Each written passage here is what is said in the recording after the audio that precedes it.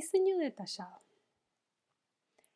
Lo que vamos a ver ahora es el diseño detallado que está más bien dirigido al planteo de un diseño orientado a función. El diseño de alto nivel no especifica la lógica como lo veníamos hablando. Esto es incumbencia más del diseño detallado, donde ya sí nos preocupamos por entender cómo resolver cada uno de los problemas que planteamos.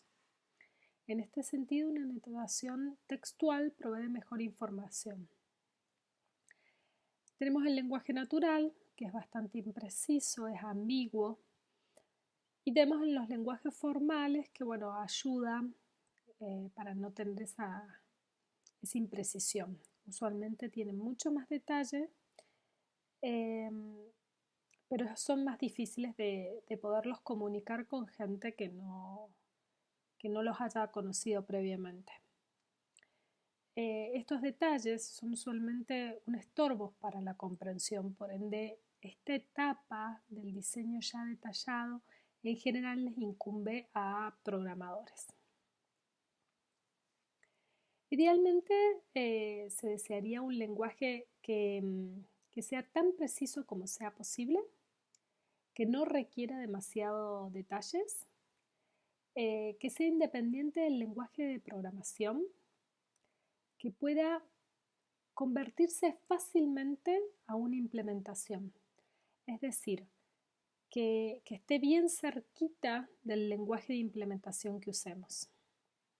Lo que vamos a ver es el DPL, que es el Process Design Language.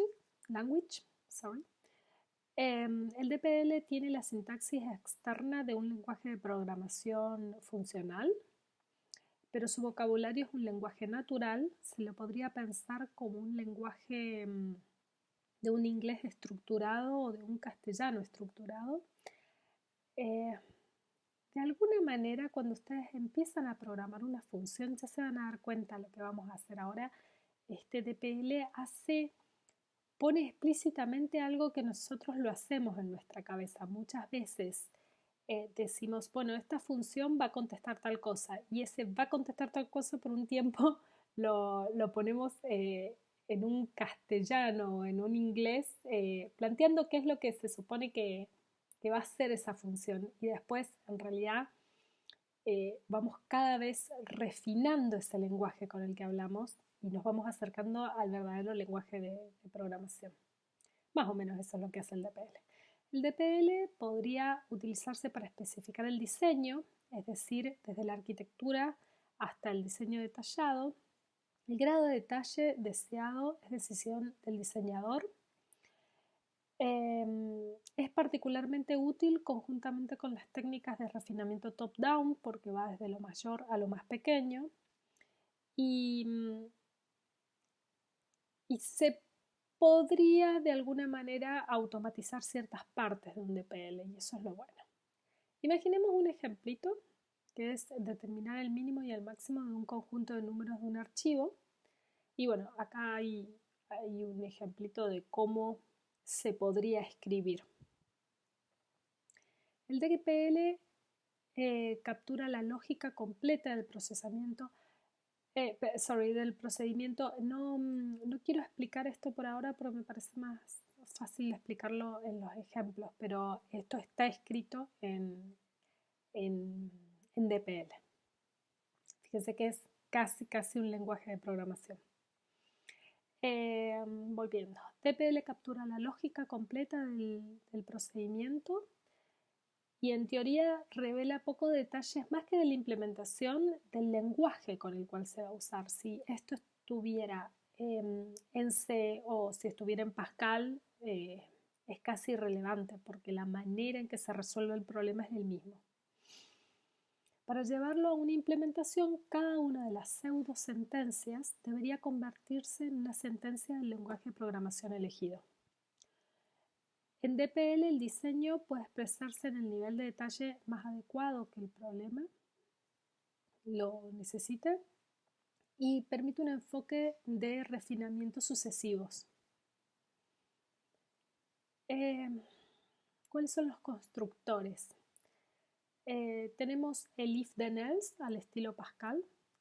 Yo sé que muy probablemente ustedes, nadie da programado en Pascal, pero Pascal es uno de los que yo diría más se acerca a los conceptos de DPL. Los- las condiciones y las sentencias no necesitan escribirse formalmente. Una sentencia general case, que se puede usar como case of transaction type o case of an operation type. Un constructor do, y que tiene un end do, es decir, para hacer iteraciones, o como dice ahí, repetición, tiene un criterio de la iteración y después sentencias que se ejecutan. Un criterio de iteración no necesita establecerse formalmente. Tiene un do while, un do until, un do for. Eso, bueno, son parecidos a lo que ustedes vienen usando. Se puede definir y utilizar una gran variedad de estructuras de datos. Se supone que las contempla y más aún ellas pueden ser explicadas por fuera. Pero la idea es que cualquier cosa que usemos, todos los constructores que usemos, deberían ser programables. El objetivo básico del diseño detallado es especificar la lógica de los distintos módulos especificados en el diseño del sistema. Entonces, vamos a agarrar a cada uno de los modulitos de los cuales recién generamos y vamos a tratar de explicar cómo se resolverían ellos. No existen procedimientos claros para decir cómo se hace esto, por ende no existen tantas heurísticas y métodos. El método más común es el de refinamiento paso a paso, como lo veníamos diciendo recién, y el desarrollo se realiza gradualmente, comenzando por convertir la especificación del módulo en una descripción abstracta del algoritmo, es decir, empezar a tratar de tal vez hablarlo y de ahí más hacerlo con refinamientos paso a paso, como vamos a ver en el ejemplito. En cada paso, descomponer una o más sentencias del algoritmo actual e instrucciones, hacerlo en instrucciones más detalladas y terminar cuando todas las instrucciones son lo suficientemente precisas como para llevarlas a nuestro lenguaje de programación. Durante el refinamiento se debe refinar todas las instrucciones como los datos, es decir, también en el refinamiento a veces nos damos cuenta que los datos deben ser de alguna manera en particular y deberíamos aclararlo. Pautas a seguir. En cada paso, la cantidad de descomposición debe ser tal que pueda manipularse fácilmente y represente una o dos decisiones de diseño. Es decir, en general, cada uno de estos pasos deberían ser, como quien diría, guardados, cosa que si alguien quiere entender cuál fue el razonamiento de la persona que lo hizo, pueda seguir su razonamiento. Acá tenemos un ejemplito. La idea es ordenar, CAN, la longitud del arreglo a ordenar.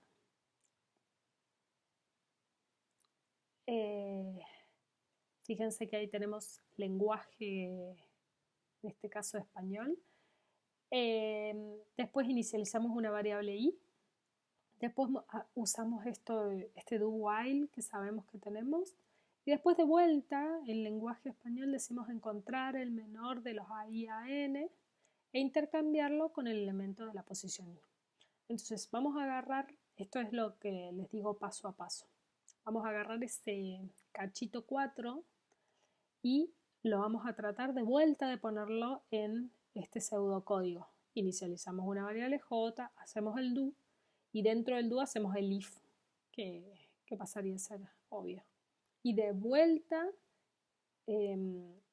decidimos en un nuevo paso de refinamiento agarrar el 4.4 y esa parte que no la explicamos recién, hacerla un poquito más explicada. Entonces, si se fijan, también la notación de la izquierda nos ayuda a entender cómo fue el refinamiento y en cada paso qué es lo que hicimos. El objetivo entonces es mostrar que el diseño detallado cumple con las especificaciones dadas por el diseño del sistema. Entonces, a la hora de verificación existen tres métodos que son los más comunes.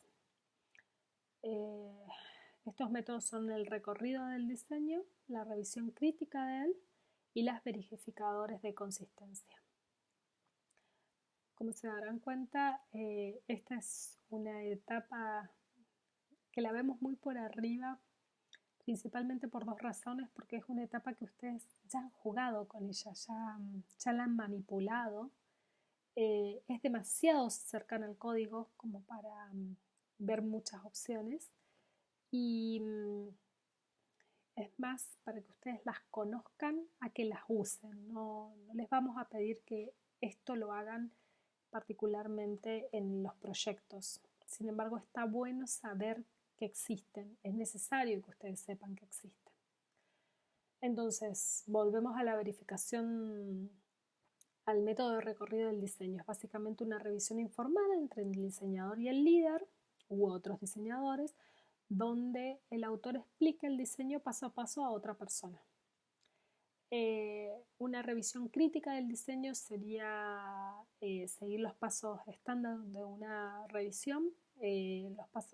Más adelante vamos a ver exactamente qué es una revisión.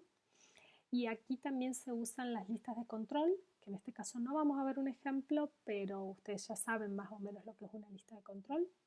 Eso lo pueden ver también en el libro.